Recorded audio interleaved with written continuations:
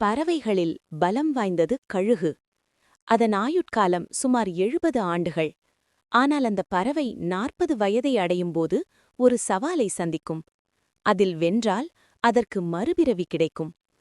கழுகுக்கு 40 வயதானவுடன் இரையை கொத்தித் தின்னும் அதன் அழகு மழுங்கி வளைந்துவிடும். இரையை பற்றிக்கொள்ளும் நகங்கள் கூர்மை இழக்கும்.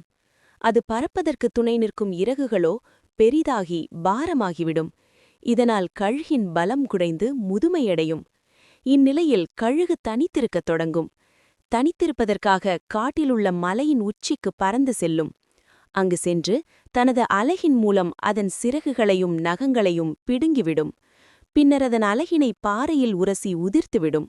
இதனால் அதன் உடலெங்கும் தீராத வலியுடன் இரத்தம் சொட்டும். அப்போது அது ஒரு புதிதாய் பிறந்த கழுகின் அளவுக்கு உருமாறியிருக்கும்.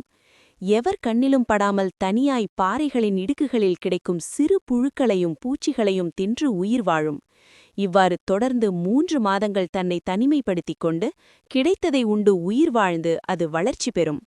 4ஆம் மாதத்தில் அதன் இறக்கைகள் நீண்டு நகங்களும் அலகும் கூர்மையாகவும் வளர்ந்து ஓர் இளம் பறவையாக மீண்டும் நீலவானில் சிறகடித்துப் பறக்கும்.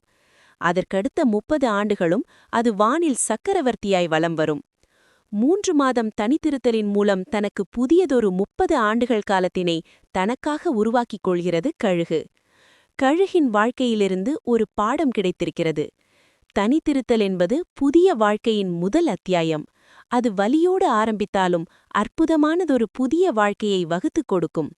தனித்திருத்தலில் வலிகளை நினைத்துக் கொண்டிருக்காமல் புதிய வழிகளை உருவாக்குபவருக்குத்தான் அது சாத்தியமாகும்.